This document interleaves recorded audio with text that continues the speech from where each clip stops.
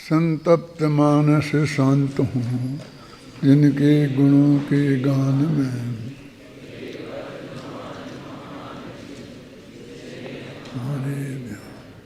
गाथा 188 में चलेगी, पढ़ो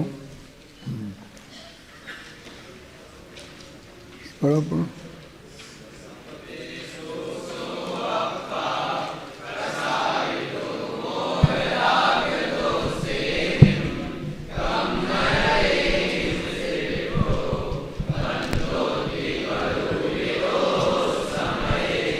सप्रदेशी आत्मा रुस राग मोह कसाययुत हो कर्म रज से लिप्त यही बंद है जिनवर कहा। एक और पढ़ो।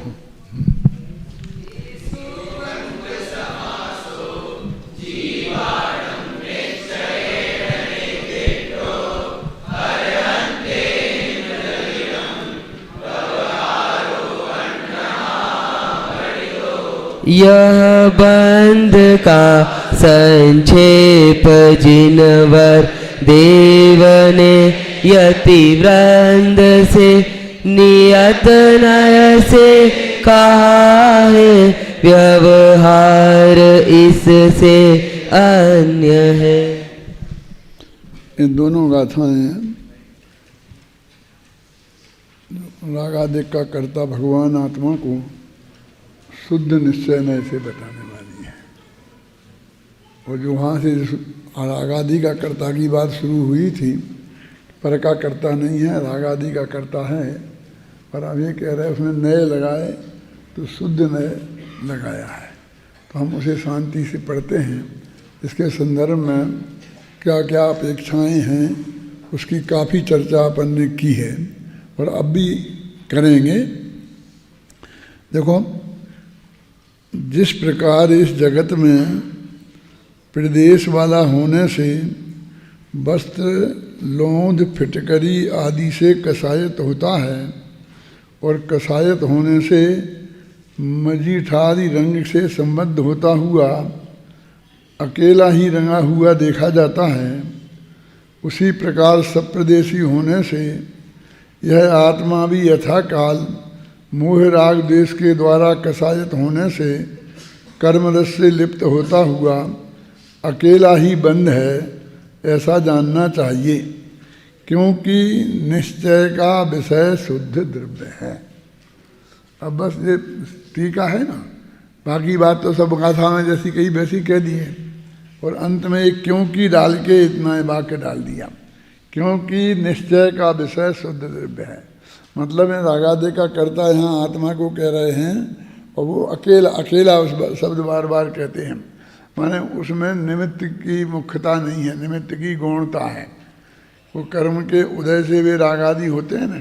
कल अपन ने चर्चा काफ़ी की थी कि वास्तविक स्थिति क्या है कि हम जब राग द्वेष मोह रूप परिणमित होते हैं तब उस वक्त उस कर्म का उदय अवश्य होता है। यदि हमें गुस्सा आया तो गारंटी से क्रोध कर्म का उदय अंदर में है। इसको सभी विद्वान इस भाषा में बोलते हैं कि क्रोध नामक कर्म के उदय से हमें गुस्सा आता है। माने हम क्रोध नामक कर्म गुस्सा आने में कोई दूसरा वो है हमारा पार्टनर है, अकेले हम में ही नहीं आ गया। हम में तो गुस्सा आया है लेकिन वो कर्म के उदय से आया है। ये जो हमारी चिंतन की धारा चलती है तो उससे क्या रहता है कि भाई हमारी कोई गलती नहीं, अब क्या करें, कर्म का तो उदय है और पहले कर्म हमने बांधे थे, अब ये उदय में आ रहे हैं तो बस उनको हमको भोगना पड़ेगा। और फिर हम कोई रास्ता मास्ता खोजते हैं तो फिर ये खोजते हैं कि इसको कोई संक्रमण हो जाएगा कि नहीं, उत्कर्षण हो जाएगा, अपकर्षण हो जाएगा, इन कर्मों में कहाँ कहाँ क्या क्या परिवर्तन हो सकता है। और फिर करुणान योग में बहुत विस्तार से इन सब 10 करणों का वर्णन है ना, तो उनमें ये सब बातें विस्तार से बताई हैं। फिर उनको विस्तार से जानने की कोशिश करते हैं और रास्ता खोजते हैं कि उसमें हम ऐसे हो जाएंगे कि विशुद्धतम परिणाम होते हैं तो शुभ का कर्म का बंध होता है, और अशुभ परिणाम होते हैं तो अशुभ कर्म का बंध होता है। इसलिए हमें विशुद्धतम परिणाम करना चाहिए, अशुद्धतम नहीं करना चाहिए, फिर हमारा दिमाग उधर चला जाता है। इस पर से हटाने के लिए वो ये कह रहा है अकेला। अकेला माने वो आत्मा स्वयं ही अपनी योग्यता और क्षमता से स्वयं राग रूप परिणमित हुआ है। कर्म का उदय उसमें निमित्त नहीं है, ऐसा निषेध करके करुणानियोग से झगड़ा मोल नहीं लेना चाहते हैं, लेकिन वो ये जरूर कहना चाहते हैं कि तुम उस पर ध्यान मत दो, ये तुम्हारी ही गलती है। यदि तुम उसे अपनी गलती नहीं मानोगे तो उसे छोड़ोगे कैसे। तो ऊपर जो अकेला शब्द आया है ना, इसमें अकेला ही बंद है। कसायत होने से कर्म रस से लिप्त होता हुआ अकेला ही बंद है, ऐसा जानना चाहिए, क्योंकि निश्चय का विषय शुद्ध द्रव्य है। अभी इसमें ये कहना चाहते हैं कि ये जो कथन है ये वास्तविक है, ये शुद्ध द्रव्य के निरीक्षण का है। गुरुदेव इसकी भाषा में ऐसा बताते हैं कि भाई पर्याय का कर्ता पर्याय, एक द्रव्य दूसरे द्रव्य का कर्ता नहीं है। ये जो हम बोलते हैं तो ये वास्तव में निमित्त का ही तो निषेध है ना, कर्तृत्व की दृष्टि से।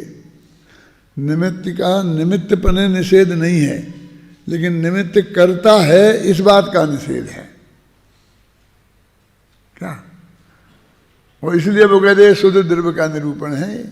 क्या शुद्ध द्रव्य का क्या माने, पर्यायगत योग्यता से हुआ है। और योग्यता एक स्वभावगत योग्यता, एक पर्यायगत योग्यता, एक त्रिकाली स्वभाव और एक वर्तमान स्वभाव। तो ये आत्मा के दोनों स्वभाव ही हैं। और हमारा जो राग हुआ है हमें वर्तमान में, वो हमारे स्वभाव से ही हुआ है। विभाव स्वभाव से कहते हैं, और भी कई नाम से। कहने का मतलब ये है कि तुम लौट के जो तुम्हारी दृष्टि निमित्त पर जाती है तो वो एक द्रव्य दूसरे द्रव्य का जो कर्ता नहीं है, ये जो महासिद्धांत है ये हमारी दृष्टि में गौण होता है, खंडित होता है। और फिर इससे बात यहीं तक नहीं है। फिर वो कहते हैं कि भाई जब तुम्हें कर्ता एक द्रव्य का दूसरे द्रव्य को ही माना है तो ये छोटे मोटे तुच्छ लोगों को कर्ता मानने से क्या फायदा। फिर एक सर्वशक्तिमान भगवान को मान लो कि उसने सब किया, तो उसके सामने समर्पण करने में कभी मज़ा आएगा कुछ। अभी तुम इस जब इसने किया बुरा, इसने किया, इसने भला किया, तो इन सब के चरणों में इसने भला किया ऐसा मानते हो तो उसके चरणों में लौटने को तैयार हो, और बुरा करते हुए ऐसे मानते हो तो मानने को तैयार हो। तो वो इसके लिए यदि वो कहें कि हमारे आत्मा से स्वभाव से ही कहते हैं तो फिर स्वभाव विकार का कर्ता हो जाता है। तो स्वभाव भी मन त्रिकाली स्वभाव जो है द्रव्य स्वभाव, वो भी उसका बंध का कर्ता नहीं है। तो वे कहते पर्याय की कर्ता पर्याय है, और ये शुद्ध द्रव्य का निरूपण है। अकेला है पर ये शुद्ध नय है। जब पढ़ लिया, ध्यान रहे यहाँ उक्त कथन को शुद्ध द्रव्य का निरूपण करने वाले शुद्ध निश्चय नय का कथन कहा गया है। जिस दिन मैंने यहाँ प्रवचन शुरू किया था ना, उस दिन ही ये बात आपको बताई थी कि अभी अपन यहाँ से शुरू कर रहे हैं और ये बात यहाँ तक पहुँचेगी। बस एक ही कदम बढ़े हैं। रागादिक का कर्ता है ये तो वहीं से कहते आ रहे हैं। अब ये वो शुद्ध द्रव्य का निश्चय करने का कथन है, ये बात इसमें नई जुड़ी है। मैं गाथा की तरफ देखता हूँ तो गाथा में ऐसा कोई संकेत दिखाई नहीं देता, वो टीका में है। लेकिन हम ये नहीं कह सकते कि वो टीकाकार आचार्य की है, क्योंकि आगे पीछे से जब गाथाओं का हम मिलान करते हैं तो वो उसी तरफ बढ़े हैं और उनने उसको वही कहा है। देखो टोडरमल जी ने मोक्ष मार्ग प्रकाशक में जो निश्चय व्यवहार की परिभाषाएं दी हैं वो सब इधर ही से हैं, यही हैं। अपन नए चक्र पढ़ते हैं ना, तो नए चक्र में तो यहाँ है ही नहीं, मैं तो कहते समय सार आदि ग्रंथ से लिखी हैं। अब ये इसमें क्या है जो लिखा है, एक द्रव्य के पदार्थ को दूसरे द्रव्य का कहना है ना, ऐसा है ना, तो उसे उनका व्यवहार है और उसको उसी का कहना उनने है। फिर एक द्रव्य की परिणति को उसी द्रव्य की कहना सुन व्यवहार निश्चय है, और पर द्रव्य की कहना निमित्त आदि का संयोग देखकर तो वो व्यवहार है। तो ये जो वहाँ पर ली है, और ये भी एक पंक्ति आती है कि एकता ही शुद्धता है और अनेकता ही अशुद्धता है। अभेद बना ही शुद्ध है और भेद ही अशुद्ध है। माने वे दो ही भेद करते हैं ना, भेद व्यवहार है ना, भेद है सो व्यवहार है, व्यवहार है माने अशुद्ध है बस। ये पद्धति है। देखो विगत गाथाओं में ये तो पढ़ लिया आपने ऊपर तो है, ध्यान रहे यहाँ उक्त कथन को शुद्ध द्रव्य के निरूपण करने वाले शुद्ध निश्चय नय का कथन कहा गया है। कि शुद्ध द्रव्य का कथन करने वाले और शुद्ध नय और रागादिक का करता है। अगली गाथा की टीका में इस बात को और भी अधिक स्पष्ट रूप से कहा जाएगा। अपन को ऐसा विकल्प आता है ना, देखो इसमें तो हमने टीका में देखा, ध्यान से गाथा में भी देखा, तो ऐसा दिखता नहीं जैसा आप कह रहे हो। तो जो मैं कहना अगली गाथा में कहा जाएगा तो उसको वो यहाँ से बता रहे हैं आपको। नयों के कथन करने वाले ग्रंथों में इस प्रकार के प्रयोग देखने में नहीं आते। अब नयों का जो वर्णन करने वाले ग्रंथ हैं उसमें रागादिक का करता आत्मा शुद्ध निश्चय नय से ये नहीं आता, अशुद्ध निश्चय नय से तो आता है। अन्यत्र भी विरल है। अब मतलब नए चक्र के ग्रंथों में तो है ही नहीं, और अन्यत्र माने और दूसरी जगह, तो दूसरी जगह भी नहीं है ऐसा तो कह नहीं सकते, क्योंकि यहीं है ना। तो विरल है माने बहुत कम है, समझे ना, बहुत है। विगत गाथा में निश्चय व्यवहार की संधि पूर्वक अनेक प्रकार से संबंधित विषय वस्तु को प्रस्तुत किया गया है।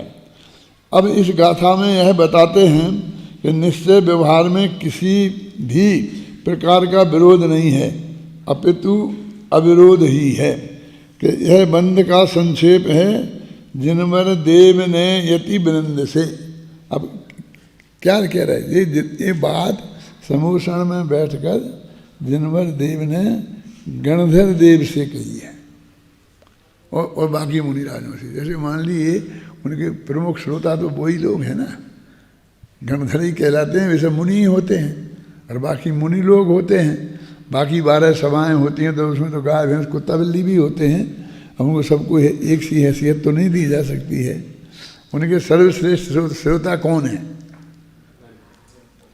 यहाँ भी कोई अच्छा प्रवचन होना हो किसी बड़े संत का, तो बैठने की व्यवस्था करेंगे तो मुनिराजों की अलग करते हैं कि नहीं व्यवस्थित हैं, और उनमें भी जो छोटे बड़े होते हैं उनके हिसाब से भी करते हैं। तो कहते गणधर देव ने यति वृंद में गणधर देव और बाकी के मुनिराजों से, माने ये सर्वज्ञ भगवान ने ये बात उन मुनिराजों से समूषण में बैठ के कही थी। मेरे कहने का मतलब ये है कि वो उनको खुद ही लग रही कि ये बात ज़्यादा चलेगी नहीं क्योंकि सब जगह तो ऐसा है नहीं। वो खूब खोल खोल के अशुद्ध निश्चय में से रागादि का करता आत्मा को कहा है, और नहीं तो अकर्ता है, करता है ही नहीं ये कहा है। तो इसलिए वो कहते हैं कि वहाँ उनने गंध है। यह बंध का संक्षेप जिनवर देव ने यति वृंद से, अरहंते ही जदीणम, अरहंतों ने यतियों से, जदीणम ने यति मैंने कहा है। नियत नय, और ये बात निश्चय नय से कही है, और व्यवहार इससे अन्य है। गाथा में तो इतनी सी बात कह दी। अब वो प्रकरण में चला आ रहा है ना। आचार्य अमृतचंद तत्व प्रदीप का टीका में इस गाथा के भाव को इस प्रकार स्पष्ट करते हैं, राग परिणाम ही आत्मा का कर्म है। देखो वही राग परिणाम पुण्य पाप रूप से द्वैत है, माने पुण्य पाप का कर्ता आत्मा है, ऐसा अर्थ हो गया ना। आत्मा राग परिणाम का ही करता है और उसी का ग्रहण करने वाला है और उसी का त्याग करने वाला है, और यह शुद्ध द्रव्य का निरूपण स्वरूप निश्चय है। अब संस्कृत में देखो, सबसे ऊपर की पंक्ति में है ना, ये शुद्ध द्रव्य निरूपणात्मको निश्चय नया। माने इसमें ऐसी कोई गुंजाइश नहीं है कि हिंदी करने वाले पंडित ने कुछ नमक मिर्च लगा दिया हो। मूल आचार्य की संस्कृत टीका में ये शब्द पड़ा हुआ है, जो मैंने आपको शायद बताया था कि विद्यासागर जी ने इसकी तरफ हमारा ध्यान आकर्षित किया। हम तो नहीं थे वहाँ, लेकिन अपने राकेश जी नागपुर वालों से उनने कहा और उनने हमसे कहा, तो बात वही हो गई ना। वो शायद अपने यहाँ पढ़ते थे तभी की बात है, बहुत पुरानी बात है, ऐसी नहीं 40 साल पुरानी बात होगी। अभी विद्यासागर जी से भी हमारे संपर्क 50 साल पुराने हैं, आप सोच भी नहीं सकते। तुम लोग क्या, तुम्हारे पिताजी भी जब पैदा नहीं हुए होंगे।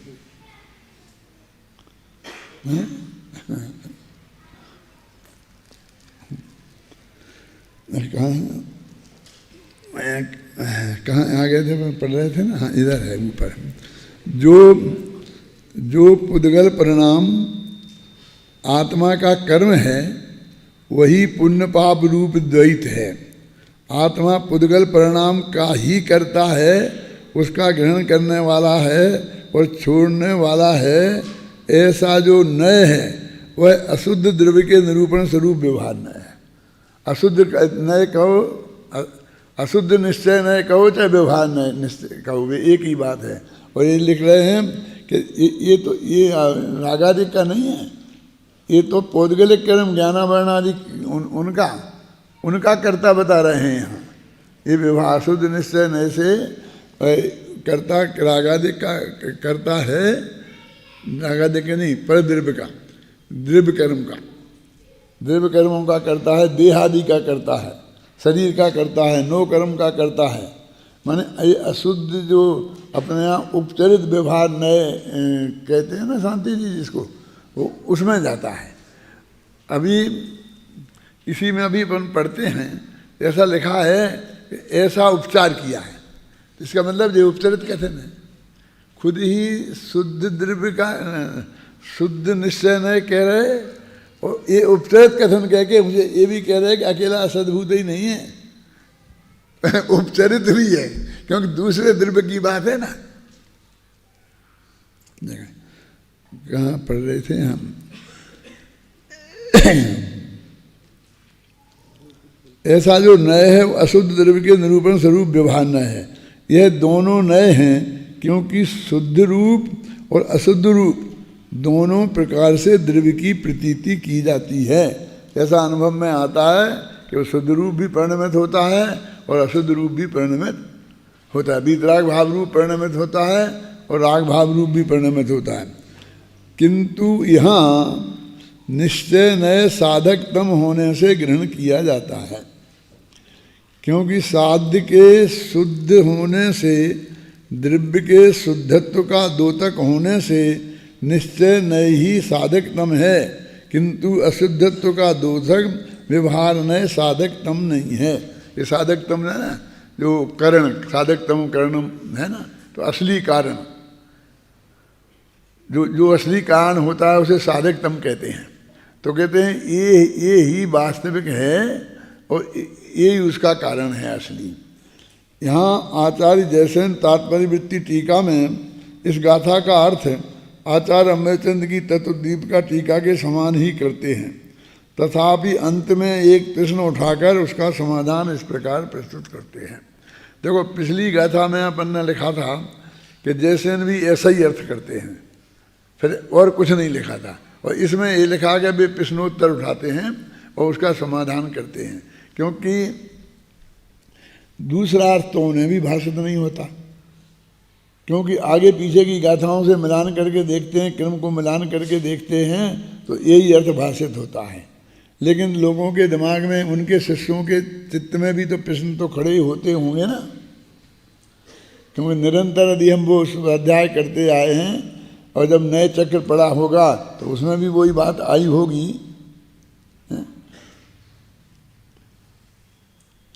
जब नए चक्र हम लिख रहे थे तो अपन कोटेशन देने के लिए 50 किताबें कहाँ से देखें, तो सबसे पहले ये जो जैन सिद्धांत कोश है ना, तो इसको देखते कि इसमें इस नए के बारे में क्या लिखा है, मैं शुद्ध निश्चय नए के बारे में क्या लिखा है, अशुद्ध, तो वो बराबर उसमें जहाँ जहाँ जितने कोटेशन थे वो सब अपन इकट्ठे करते, एक जगह मिल गए अपन को, तो एक एक जगह जाके नहीं खोजने पड़े। उसमें दिक्कत क्या हुई, वो काम तो मजदूरी का था। मजदूरी का मतलब कि उनने, बनी जी ने अपने को सहयोगी, जिनमें प्रमुख रूप से एक कौशलबेन थी। कौशलबेन का नाम सुना? यहाँ से दिल्ली से मेरठ जाओ तो रास्ते में उनने आश्रम बनाया है, हैं? अब आप आजकल वो माता जी कहलाने लगी हैं, वे आज का नहीं है, हैं? लेकिन अब तरक्की तो होनी चाहिए ना थोड़ी। हो बहन जी से माता जी तो दुनिया ही होता है, बनती है ना। तो उनसे और उनके और लोगों से उन्होंने ऐसे पर्चे बनवाए और उन्होंने कहा एक किताब आप लो और इसे खोलते जाओ और जहाँ जहाँ जितना शुद्ध नया आवे उसको लिख लो पेज नंबर से, उसमें करते। ऐसे वो पर्चे बना लेते और पर्चे फिर एक फाइल में ऐसे अलग अलग अलग रख लेते। फिर देख करके जहाँ जहाँ निश्चय नय का दिया तो वे सारे कोटेशन उनने उठा के वहाँ से रख दिए। अब वो जिस गाथा जहाँ से निकाला था ना, उसमें जिस पंडित ने जो अर्थ किया होगा वही अर्थ भी उसके साथ में लिख दिया। आप देखना अभी जैन सिद्धांत कोश में कोई भी एक शब्द ले लेना पकड़ के, फिर देखना कि उसमें धबला में ये लिखा, फलानी जगह ये लिखा, फलानी जगह ये लिखा। तो वो 5-7 लोग 10-5 किताबें जिन मुख्य रूप होती थी ना, उन सबको पढ़ते थे और उसे पर्चा बना लेते थे। वो बाद में झगड़ा भी हुआ कि जब वो छपी तो उनने दावा किया कौशलबेन ने कि मेरा नाम साथ में लेखक में लिखो, अकेले जिनेंद्र वर्णी का नाम मत लिखो, साथ में मेरा सहयोगी के रूप में नाम लिखो, क्योंकि सारा काम मेहनत तो मैंने करी है, हैं? कि नहीं किया, बताया रास्ता तो उनने बताया, तुमसे कराई है कि ये करो ये करो ये करो। तो वो कहते कराया तो भी उसमें उनने कुछ किया नहीं ना। मेरे कहने का मतलब ये है कि उसमें क्या वर्क होना चाहिए था मेरे हिसाब से। एक तो उनका अर्थ उनको खुद देखना चाहिए था कि क्या लिखा है। अब एक साधारण से पंडित ने अर्थ लिख दिया हिंदी का और उनने लिख दिया। अब वो संस्कृत के गाथा का हिंदी का अर्थ होता है कि नहीं होता है, कम से कम उनको ये जिम्मेवारी तो है ना कि उसका अर्थ नीचे उसके सही लिखा है, लेकिन नहीं लिखा। वो उस किताब में लिखा वो ही लिखा है, तो वो देखा नहीं। तो अब हम तो सिर्फ जैन सिद्धांत कोश की बात है और वर्णी जी की बात है, तो उस भजन के साथ में हम उस अर्थ को देखेंगे। अपन को यहाँ विकल्प आता है ना कि ऊपर मूल गाथा में देखो, टीका में देखो कि शुद्ध निश्चय नहीं लिखा है कि नहीं लिखा है। दूसरा क्या की हुआ कि जैसे उनने व्यवहार नय ऐसा बड़ा मेन हेडिंग बनाया और उसमें उनने जितने भी आगम में व्यवहार नय के प्रकरण मिले वो सब उनके इकट्ठे कर दिए। तो उनमें निश्चय व्यवहार वाला व्यवहार भी आ गया और नैगम संग्रह व्यवहार वाला व्यवहार भी आ गया।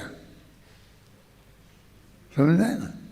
अब ये दो बिल्कुल अलग अलग हैं, इनका एक दूसरे से बिल्कुल कुछ भी संबंध नहीं है।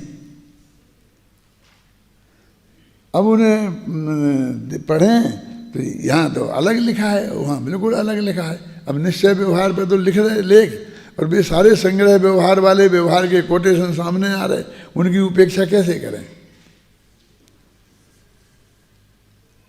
बहुत करते करते जब मुश्किल से आया कि भैया इनको छांटना पड़ेगा, ये अलग हैं ये अलग हैं। तो आप कहोगे भैया आपको दूसरे को तो साधारण लोगों को तो ठीक है। अरे साधारण लोगों को क्या ठीक है, वो तो जैसा भी उन्होंने लिखा वैसे ही लिख देते हैं अर्थ। और जो जिसको ज़रूरत है और गहराई से तुम लेखक बनना चाहते हो और ईमानदारी से तुम करना चाहते हो तो उसको तो वो और चक्कर में पड़ रहा है। और लौकिक व्यवहार की भी कहीं बात आ गई हो तो वो भी उसमें आ गई है। उन्हें कहीं कहीं मोक्ष मार्ग पे कहा जा गया, किसी भी किताब में लिख दिया कि ये तो व्यवहार है, तो वो भी लिख दिया। अब वे सब आपस में टकराने लगे। ऐसे एक के नहीं अनेक शब्दों के साथ में ऐसा हुआ है। बस इतना ही फायदा है, सबको अपने पास उसे रखना चाहिए कि बोधे सामग्री हमें एक जगह इकट्ठी मिल जाती है, लेकिन उसे हमें बहुत सावधानी से उपयोग करना चाहिए। क्या सावधानी रखना चाहिए कि जैसे उन्होंने लिखा है कि गोमरसार की फलानी गाथा ये है, तो वो गोमरसार में भी देखना चाहिए, उस गाथा को भी देखना चाहिए, उसका अर्थ भी देखना चाहिए, और अपने दिमाग भी लगा के देखना चाहिए कि वो उसका अर्थ सही है कि नहीं है।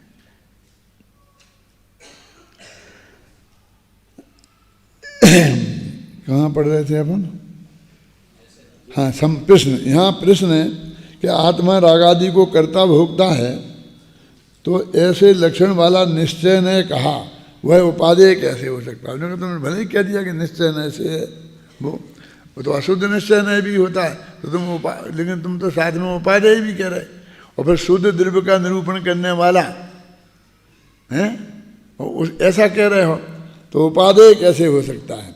इसके उत्तर में कहते हैं कि आत्मा रागादि को ही करता है, द्रव्य कर्म को नहीं करता। अब ये अपनी तरफ से लगाओ, माने पर के कर्तृत्व का निषेध है। अब हम अपने को बहुत बड़ा आध्यात्मिक कहते हैं, लेकिन हमारे अंदर क्या कमजोरी है कि हम पर द्रव्य का करता तो नहीं है, और राग का भी करता नहीं है, और निर्मल पर्याय का भी करता नहीं है, समझे ना, केवल ज्ञान का भी करता नहीं है। अपन बराबर वहाँ तक जाते हैं, ख्याल में आई कि नहीं आई? लेकिन फिर सब जो वर्णन करते रहते हैं और अपना जीवन में रहता है, वो सब रागादि नहीं, पर के ही कर्तृत्व का चलता रहता है। एक किताब है ना, इस पर ये जिल्द किसने चढ़ाई? कोई नहीं बोलता है, लेकिन बहुत अच्छी चढ़ी है, ऐसा मैंने चढ़ाई। मतलब इतनी चीज के कर्ता हम बने रहते हैं, और हमें परद्रव्य की क्रिया के कर्ता नहीं है।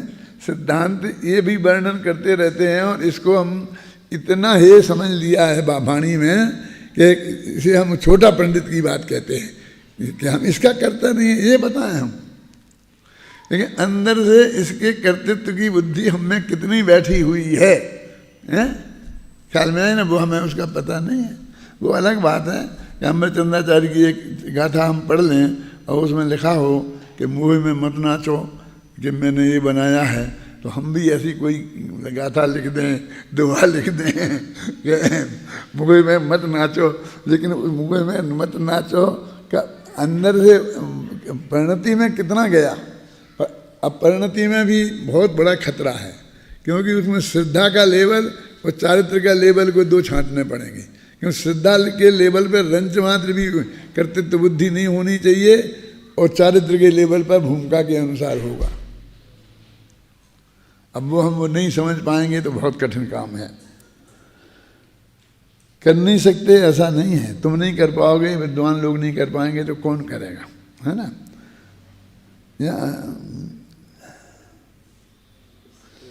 इसके उत्तर में कहते हैं कि आत्मा रागादि को ही करता है, द्रव्य कर्म को नहीं करता।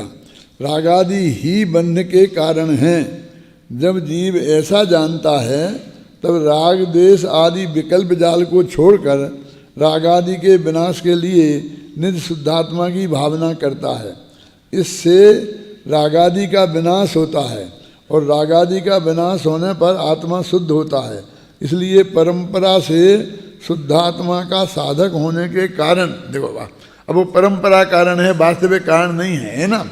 और अशुद्ध नय भी उपचार से शुद्ध नय कहलाता है। वो है तो अशुद्ध नय, और उपचार से उसे शुद्ध नय कहा। उपचार से कहा तो उपचार तो मतलब बिल्कुल झूठा ही होता है ना। उपचरित तो समझते हो ना, व्यवहार नए में लगता है ना, उपचरित असद्भूत और अनुपचरित असद्भूत, ऐसे भेद लगते हैं ना। और उपचरित सद्भूत और अनुपचरित सद्भूत, तो सबसे छोटा कौन है? उपचरित असदभूत है ना, तो असदभूत में उपचरित लग गया तो वो और बड़ा झूठा हो गया, उस एक स्टेज नीचे और गिर गया। असदभूत जितना अभूतार्थ है उससे उपचरित लग गया, तो मतलब उपचरित लगने से और नीचे गया ना, तो यहाँ भी उसे उपचार शब्द कह रहे कि उपचार करके शुद्ध नय कह दिया। क्या करें हम, वहाँ शुद्ध नय भी कहते जा रहे हो, यहाँ उपचार से भी कहते जा रहे हैं। माने तुम सच्चा शुद्ध नय मान मत लेना। क्यों, समझ आ रहा? क्यों? अच्युत देखो,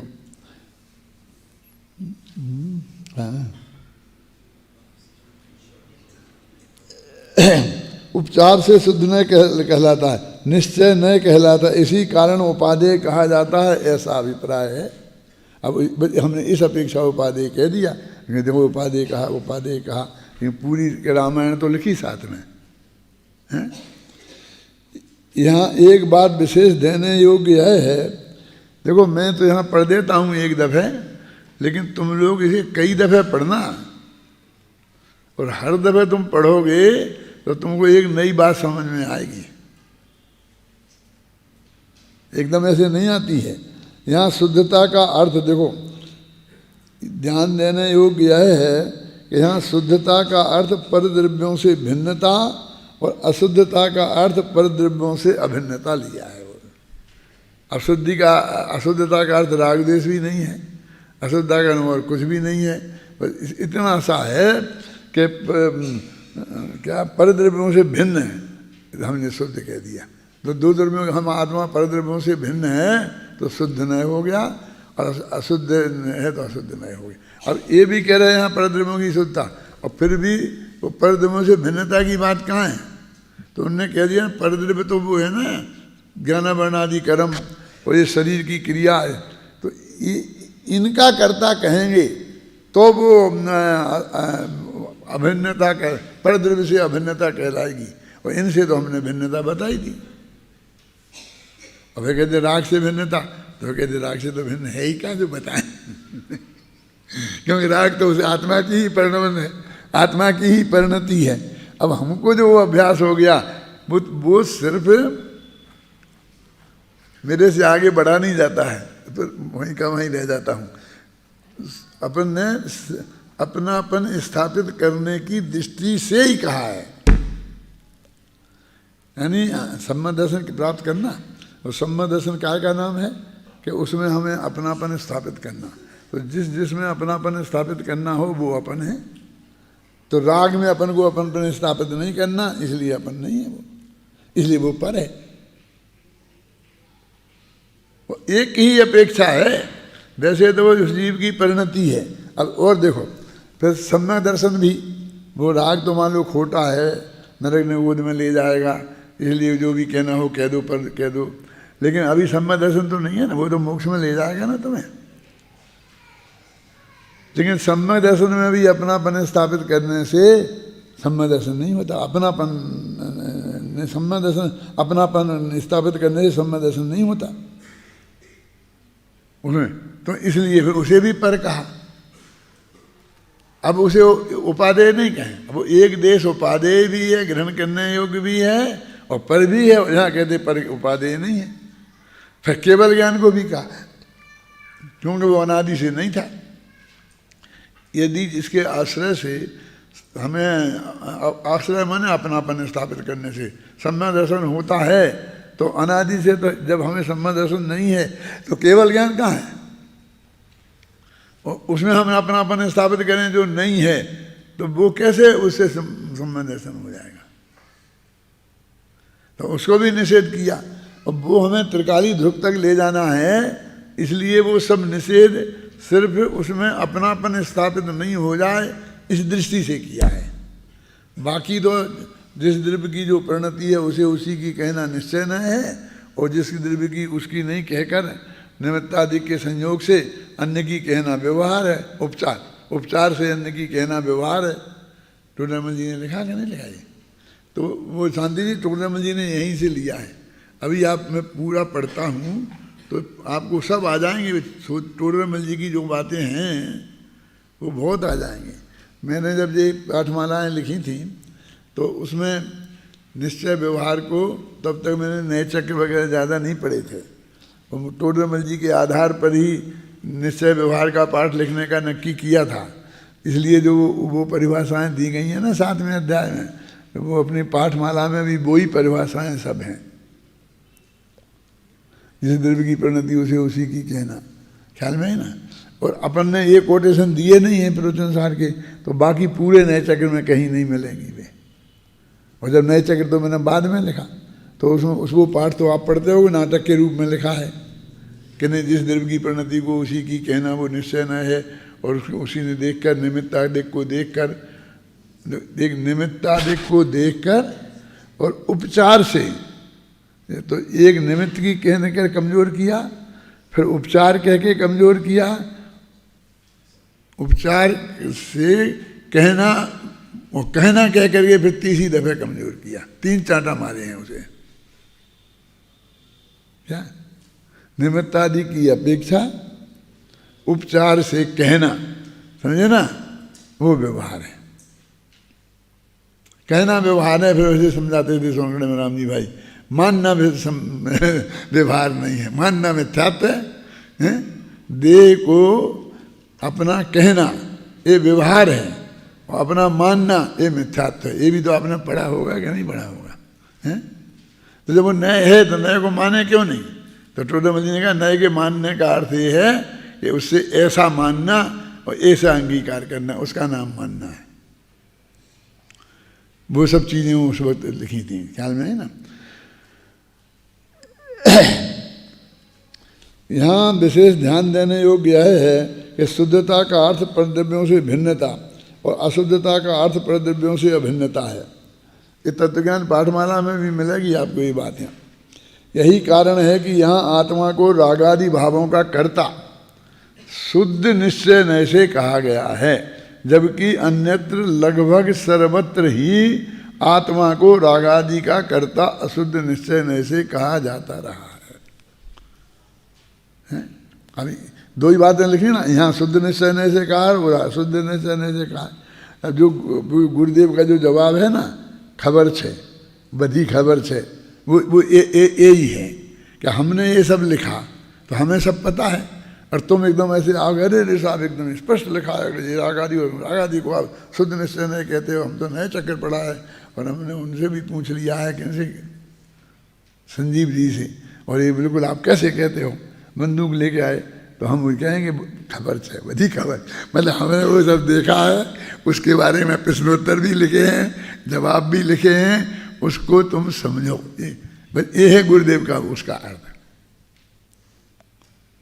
और यहाँ लिखना भी इसलिए जरूरी है कि नहीं तो वो समझे इन्हें देखे ही नहीं होगा, इन्हें देखे ही नहीं होगा, इन्हें देखे ही नहीं होगा।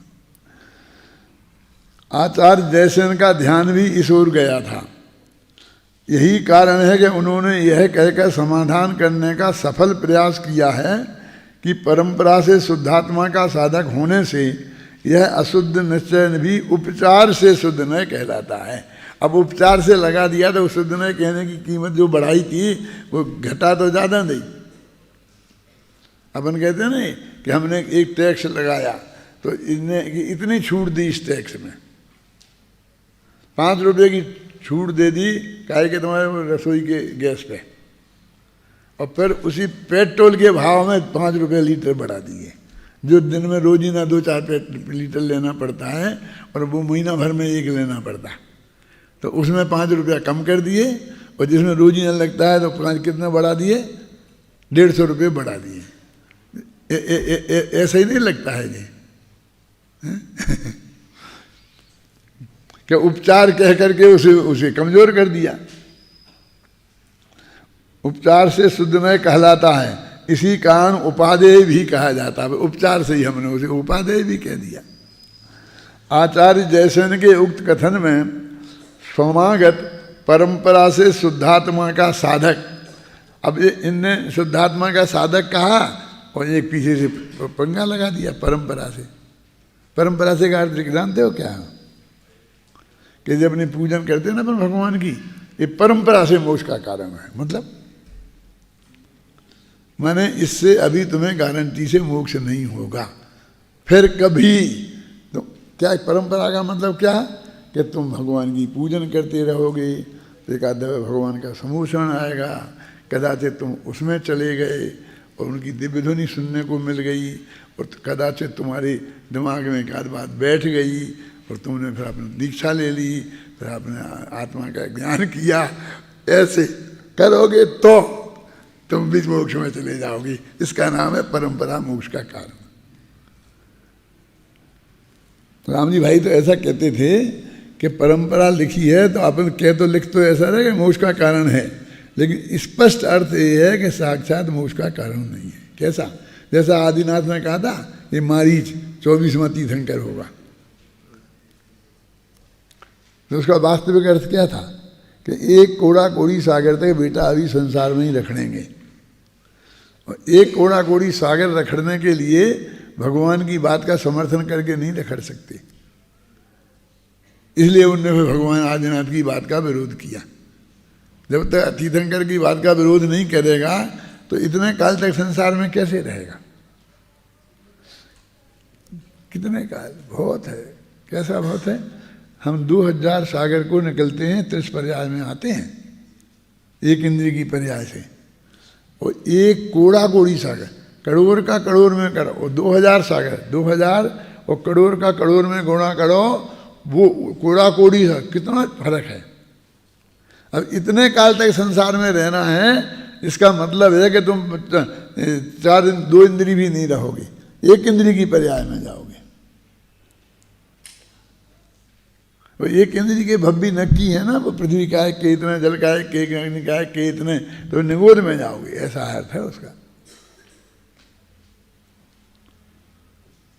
जो कुंद कुंद के लिखते हैं ना अष्टपहर में कि वो लूला लंगड़ा होगा, जो अपनी वाणी का दुरुपयोग करेगा वो लूला लंगड़ा होगा। उसका मालूम क्या अर्थ है?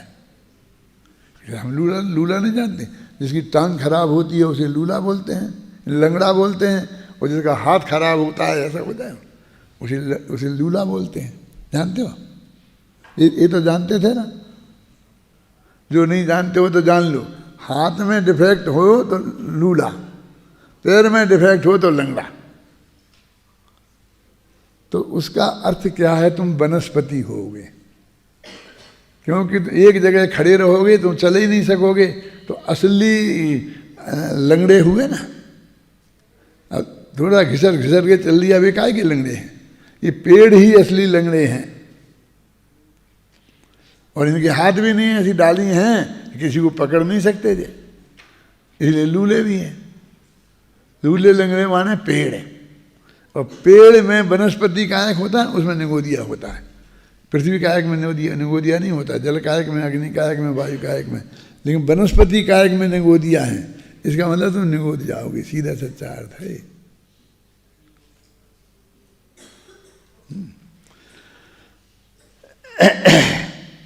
परंपरा से शुद्धात्मा का साधक और अशुद्ध नय भी उपचार से शुद्ध नय कहलाता है। इसी कारण उपादेय है। ये वाक्य ध्यान देने योग्य हैं, क्योंकि इनमें अत्यंत स्पष्ट शब्दों में यह कहा गया है कि आत्मा को रागादि का कर्ता कहने वाला नय मूलता तो अशुद्ध निश्चय नय ही है, पर उसे यहाँ प्रयोजनवश उपचार से शुद्ध निश्चय नय कह दिया है। इसी प्रकार यहाँ इसे परंपरा से ही शुद्धात्मा का साधक कहा गया है, साक्षात साधक नहीं कहा गया है। अब लोग कहते हैं चर्चा कर लो। क्या क्या चर्चा कर लें? मान लो ने हमें बताया था विद्यासागर जी ने, तो हम उनसे चर्चा करके कोई पार पड़ सकती थी इसमें। हम कहते थे जो उपचार लिख दिया ना, ये परंपरा लिख दिया ना, इसलिए ये बात सच्ची नहीं है, तो मानते? हम कुंद कुंद की आचार्य को, अमितचंद की आचार्य को गलत कह रहे हैं बात हैं?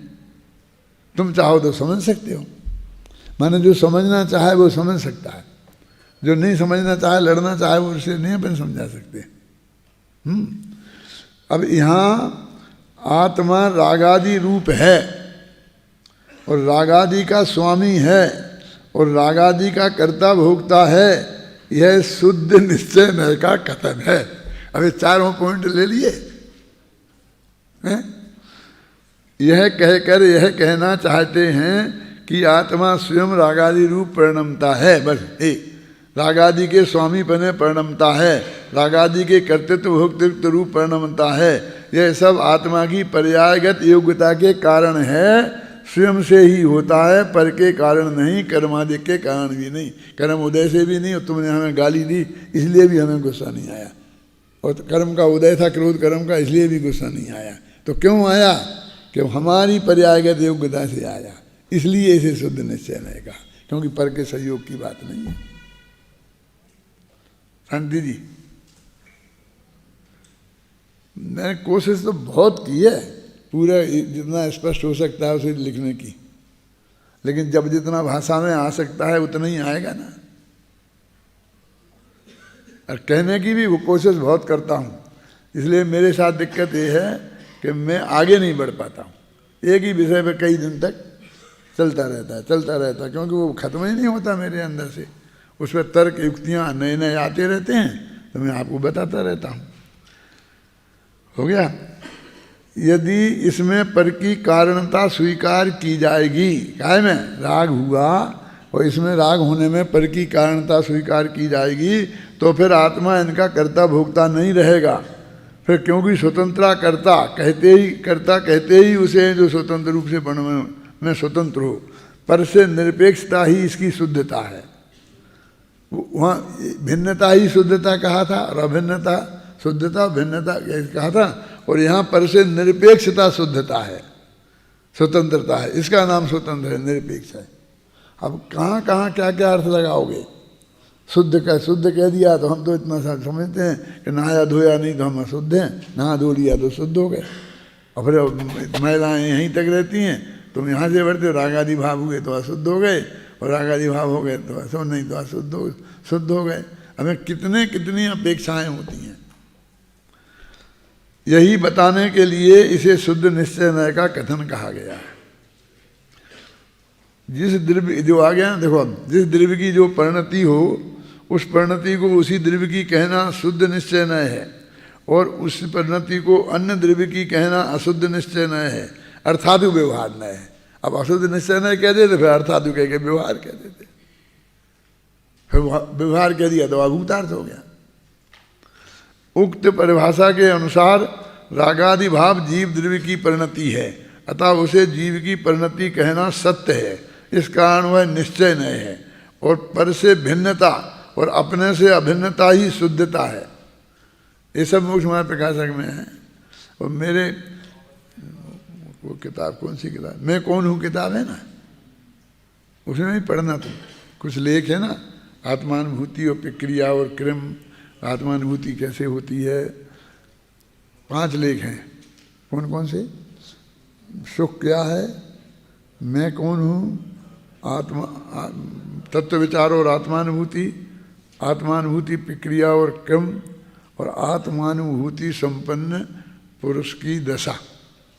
ऐसे 5 लेख हैं उसमें ये सब मिलेगा। और ये भी मैंने 50 साल पहले लिखी थी। ये सब मेरे कितने लेख हैं शांति जी, ये तब के अपन ने भगवान महावीर निर्माण वर्ष में तो वो किताब बांटी थी सबको, सारे देश में बांटी थी। इस कारण यह कथन शुद्ध नय है। इस प्रकार रागादि का स्वामी कर्ता भोक्ता आत्मा को कहना शुद्ध निश्चय नय का कथन है। इसका क्या अपेक्षा है वो सारी बात इसमें स्पष्ट कर दी है। विगत गाथा में निश्चय और व्यवहार में अविरोध दिखाने के उपरांत अब इन गाथाओं में अशुद्ध नय से अशुद्धात्मा और शुद्ध नय से शुद्धात्मा की प्राप्ति होती है, यह बताते हैं। अब मैं कल इन 90वीं गाथा ही चलाऊँगा। अब ये मैं जानता हूँ तुम्हें 10 दफ़े पढ़ना पड़ेगा इसको, पीछे वाले हिस्से को, तो कुछ पल्ले पड़ेगा और कुछ याद रहेगा। और मैं यदि पढ़ता रहूँगा रोजीना और ये सब समझाता रहूँगा तो कुछ ज़्यादा नहीं है। जितना कहना था मैंने कह दिया, ख्याल में है ना। अब तुमको स्वयं ही इसको बार बार पढ़ोगे तो वो सारी अपेक्षाएं तुम्हारी दृष्टि में स्पष्ट हो जाएंगी, तो तुम प्रॉपर जवाब किसी को दे सकोगे, नहीं तो नहीं दे सकोगे। बस ठीक है।